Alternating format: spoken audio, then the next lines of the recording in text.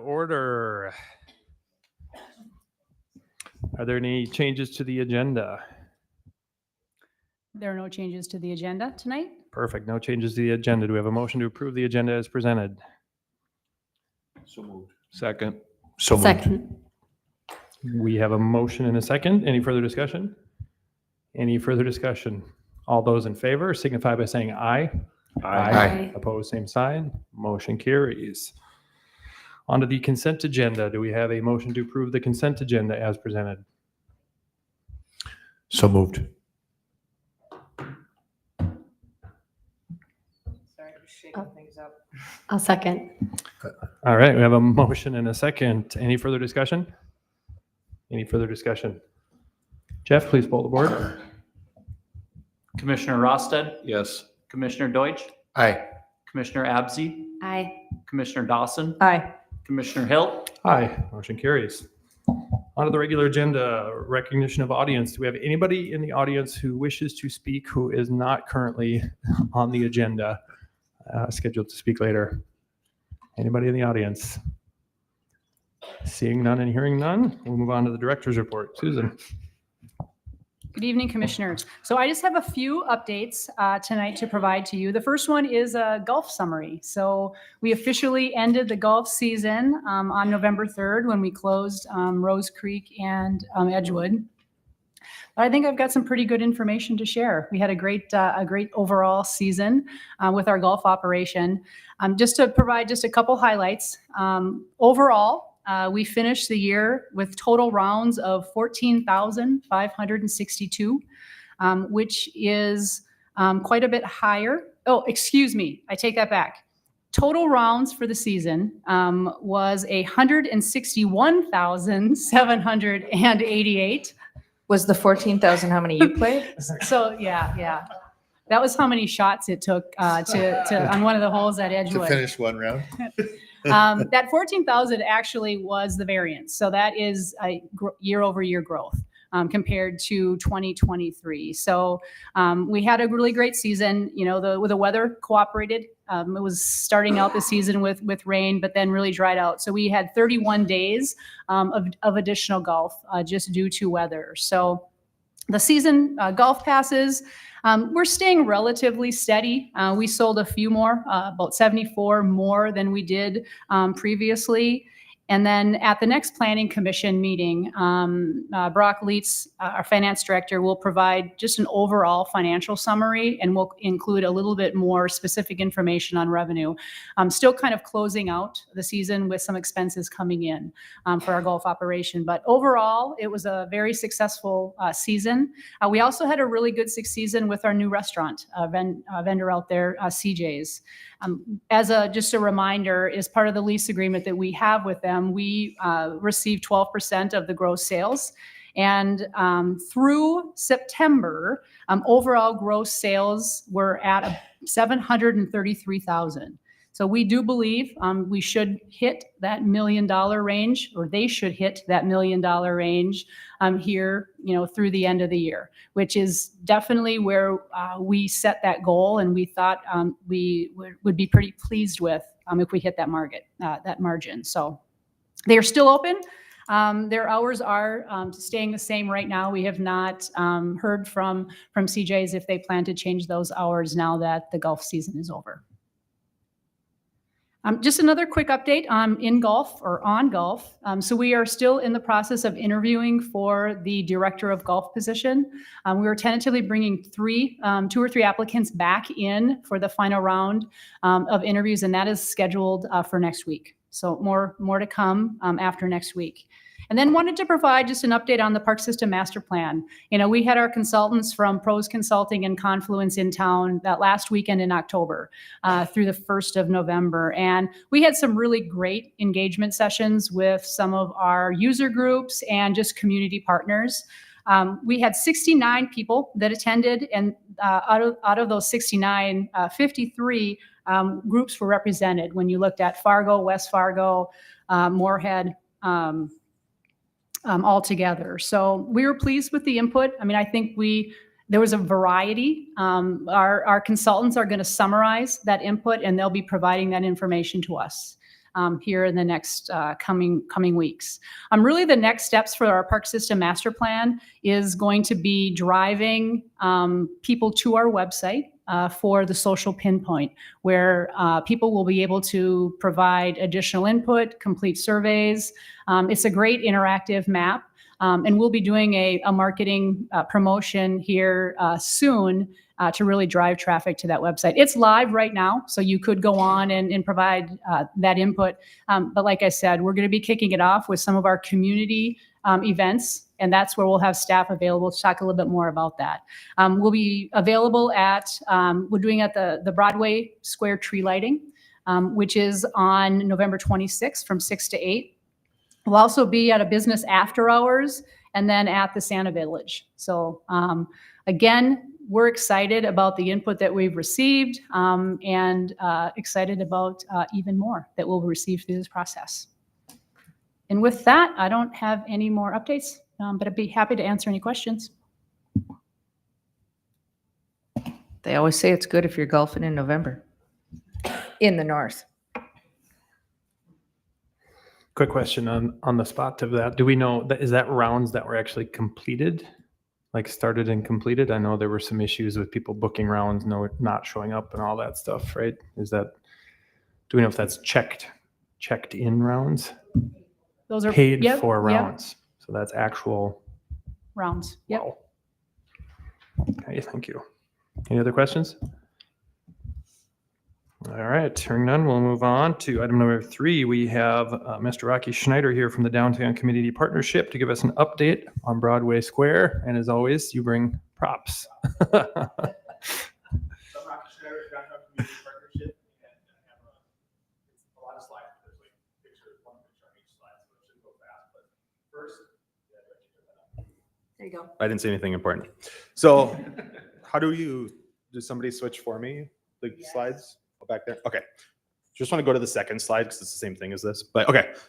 Very excited to award this to our little partnership that we have at Broadway Square. It's been kind of a wild ride this last year. Just over a year now at the DCP, and this was not on my agenda a year ago to work on Broadway Square. And so I really appreciate everybody sort of coming together and finding a path forward. And I think we had an amazing summer and looking forward. The tree was going up as I left work today, if you hadn't seen it. So the tree's going up, a lot of work being done, getting ready for winter, which we can all wait for a couple more weeks, I think. But very excited because we applied for a Main Street Award from the state of North Dakota and we won it. It's the first winning entry in Fargo, which is kind of fun. And so this was based on our partnership. It says DCP, but it's the whole application was based on the partnership between Parks and the city, and Block 9 and our friends at Folkways that have joined us as well are an important part of managing the space. And so I will leave this with you. It's just a foam board, but I know it's also very large, but it's kind of fun that we got an award. So congratulations, everybody. Okay, and then I just wanted to give an update on what went, I know you get staff updates, but from our perspective, what went on this summer and then what we're looking forward to and what we've learned. I know I've learned an awful lot. So this was our summer schedule. We had 46 event days. They're all listed there. You're not really supposed to read them. It was a lot. And so a lot of different events. And we were very excited. The turnout was very good. Thing about downtown is people still love to come to events. They're all packed. And I think it's always exciting when we have events down there and good for shops. Next slide. Some of the data tracking, I know that was one of the things we've talked about long-term, that we took over some data tracking. So I wanted to share what it looked like this summer. I believe this was sort of April until the end of October was what the data was. So 295,000 visits to Broadway Square from 140 different visitors. See the average dwell time of 79 minutes at Broadway Square, which is kind of just interesting data. Again, what is the average visitor? Not sure what we do with this data, but it's, as we track it from year over year, I think it might be interesting to see if there's a trend one way or another. Generally we're a younger city and younger downtown for sure, but pretty good median household income. I think that's a little higher than average as well. And so younger, affluent, and we have a number of people per household. This is our tracking data. And I thought this would be interesting to this board is where do they come from? So 45% of the visitors are Fargo residents. And you can see the heat map that actually tracks where they live. And so this is tracks cell phone data. So it shows where you're at nighttime, basically. And so this is where all the visitors are from. And you can see that this is a 10-mile circle around there. So about 2/3 of the visitors live within that 10 miles. And then, about 1/3 are from 6,000 other area codes, which sounded impressive. About 8% are out of the 2-state region. So you talk about out of state. So I think what we all know is this is a tourism attraction, or it's part of tourism or economic development for the city and the region. A lot of people come to downtown, obviously, and I think they're enjoying Broadway Square. So it's just some fun data points. One of our things that we've worked on with Folkways is what were really our goals as we took over the sort of the administration this summer and tried to figure out what we needed to learn and what some of the goals were. One is to try to maximize active days. And we love to talk about the events at Broadway Square, and that's what makes the news. But from a downtown standpoint, day to day, you see it activated. And so we really tried to maximize those non-event days too, just as a park would be. We also tried to increase the access to the public bathroom. Public bathrooms are something we don't have downtown anywhere else. And so it's the only public bathroom. We have one other porta potty that we have that's a ways away. And so this is really something we tried to do. And I think we're still working on the right way to do that between the city and parks and us. And then also this is we call it sounds very neat, develop long-term operations plan, but it was really just our learning curve and trying to figure out how we do seasonal transitions and learn a little bit more about the infrastructure at the square. And I think we learned a lot getting there. Dave was very great to work with, and everybody at the Park District as we kind of clunked our way along on this and did some learning. These are pretty quick, but this is our active days. We had 40 staffed active days. These are non-event days. So what we called active days is we brought out these blue blocks, we put out umbrellas, some of the other games that were there. And so we tried to activate the space, and we saw a lot of more families stay and use it. And so we tried to make it into more of a park than just a sitting area. So it was fun to see that out there. Next slide. Again, just increase access to bathrooms. This took a little while. There was some issues early on with keys. We've all gotten way more emails about keys than anybody wanted to have. But I think toward the end, we were getting a lot of access to bathrooms. That had some challenges. Victor with our bid team downtown helped us kind of keep those clean and safe. I think there's some infrastructure upgrades we need to make to the bathrooms if they're going to stay public bathrooms, because they're built as more office bathrooms. And so some of those things we're learning as we go. Next slide. And this, we can skip this slide. Just we did create a good matrix of things we had to do. The fountains that the Park District maintains all summer are always a hit. And fortunately, we had amazing weather this summer. One of the feedback we got that we did make a change is we saw parents started coming earlier and earlier to downtown with young kids, and they would ask us as we had staff and the blue blocks were out early, like, how come the splash pad's not on earlier? So we really adjusted this. I forget the original time, but this added a couple hours on both ends, or an hour on both ends, and we had people using it. So it was kind of fun to get that feedback. This really quick, my story. I have a 13-year-old as of last weekend, so pray for me. But getting her to come out and do anything with the parents is getting tougher and tougher. And so I forced her to come to the night bazaar with me. This is not one of my daughters, but this is representative of them. She's also a clown sometimes. But so I forced her to come with me. And then the next month rolled around, and I was like, hey, the night bazaar is going on Thursday. You can come with us? And she goes, Dad, I'm already planning to go with my friends.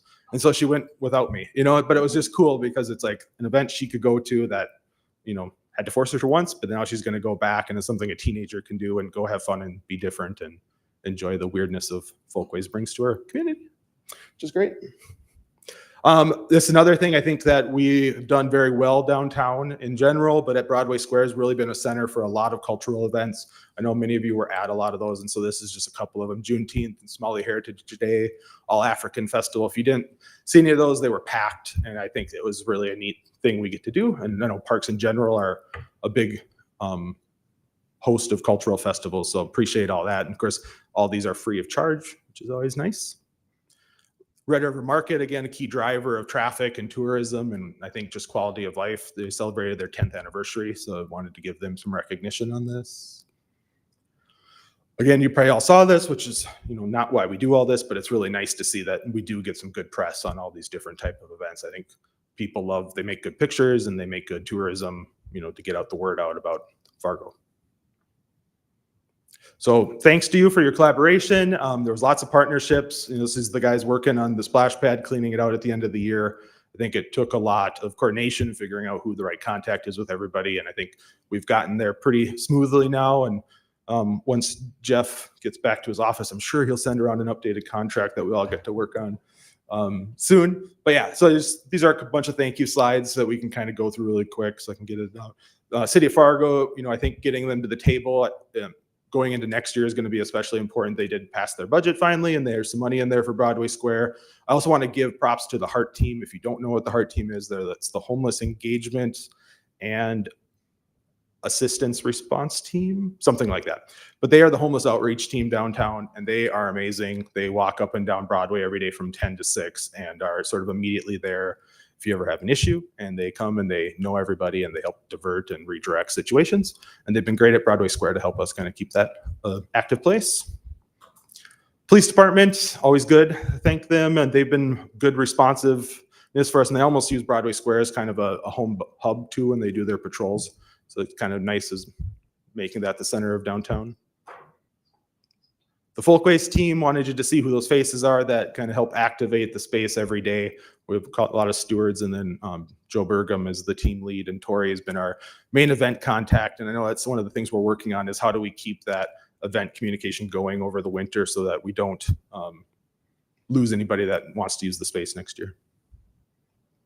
Lastly, our bid team, Victor, is the operations manager there in the middle. This is our Love Your Downtown Day. A week ago or 2 weeks ago now, we had 35 volunteers come out and help clean up both kind of the seasonal transition of Broadway Square and just around downtown.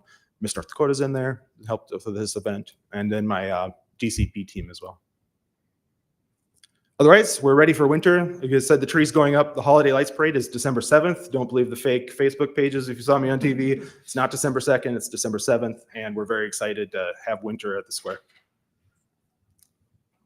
I don't know if there's any questions or if you guys have anything to add. It's been great learning and having this partnership. It's been a fun part of our job.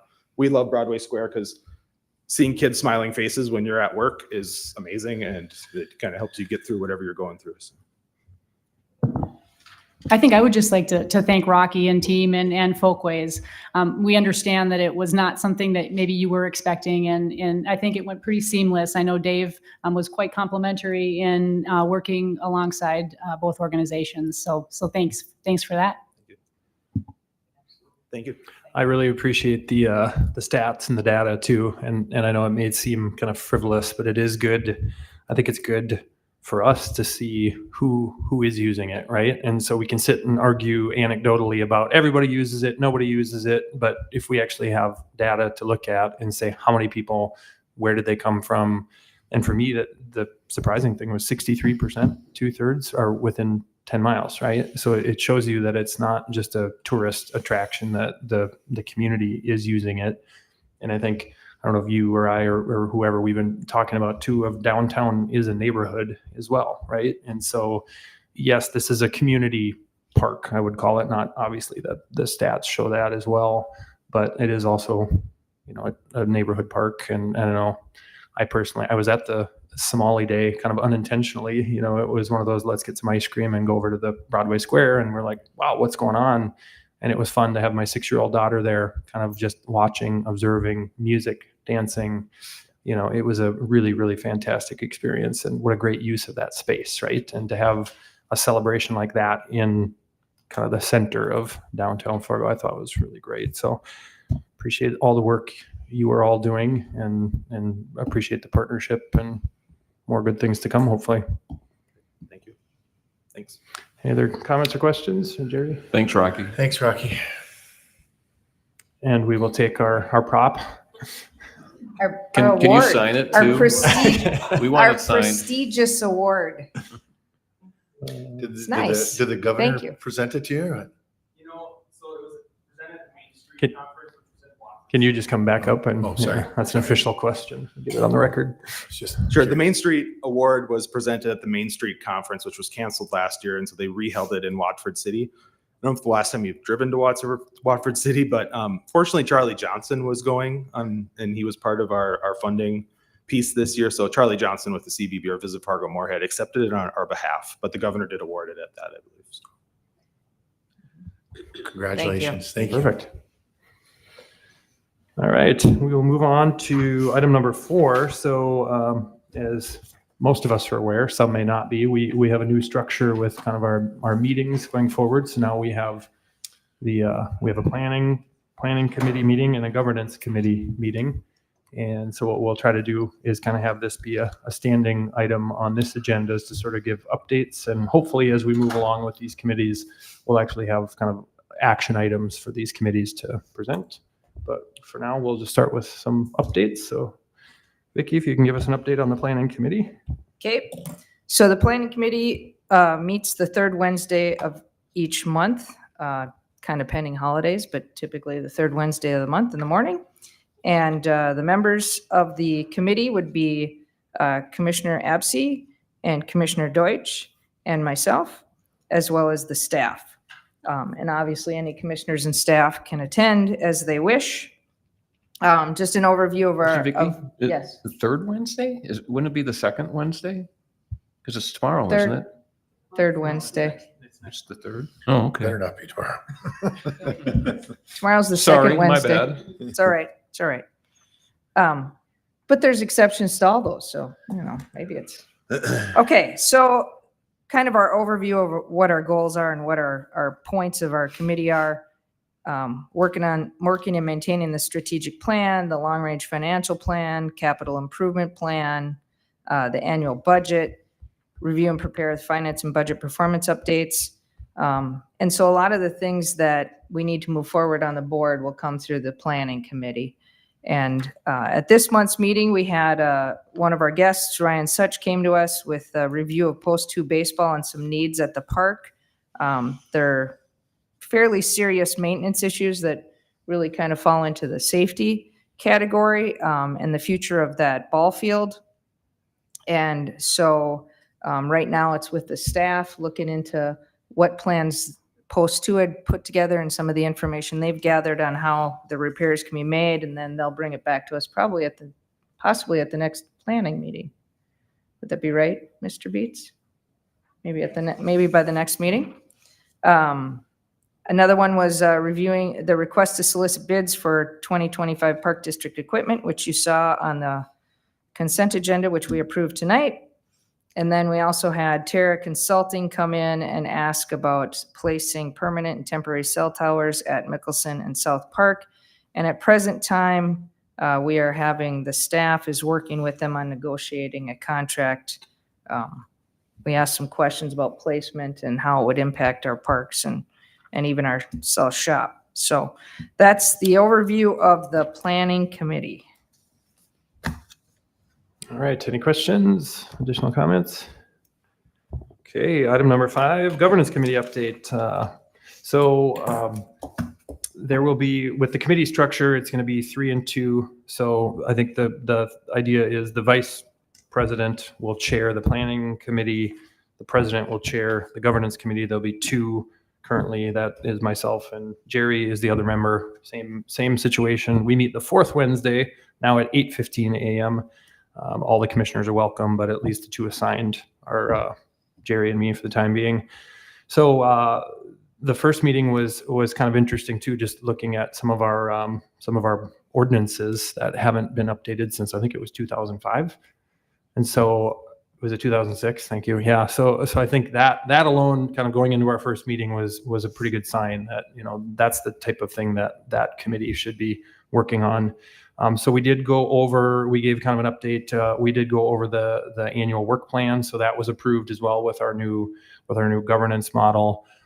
So we're going to kind of build out the calendar, and we know that there'll be some trial and error. We're just going to do our best as we go through it and see how everything goes, and we'll change as needed. We will have the executive director annual review coming up as well. So we discussed the new format will be tied into the new governance plan, but since that's so new, we don't really kind of have all the tracking we need for that. So we'll kind of have a little bit of a blend of sort of the older way of doing that.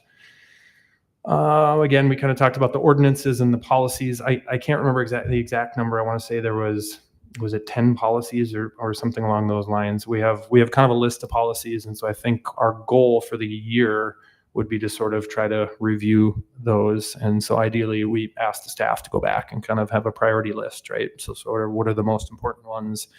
And then kind of ongoing in this meeting is sort of looking at those and working on those. So then ideally what would happen is we would have that committee discuss, sort of build consensus, and then bring that to the full board for approval. And then lastly, we did discuss the new member orientation for oncoming board members. And so in that meeting, we discussed that Commissioner Absey and I are the newest commissioners, so we would probably be the two best to help sort of form that. And from the staff standpoint, they make sense too that it would probably be better coming from board members as to what would be helpful and how could we help new board members coming on. So we'll continue to work on that, and throughout these meetings, hopefully we'll have kind of updates and try to build out a bit of a form for that. Any questions on the governance or the planning, any of the committee structures? Going forward. Perfect. All right. Well, that brings us to the conclusion of our regular agenda. Meeting adjourned.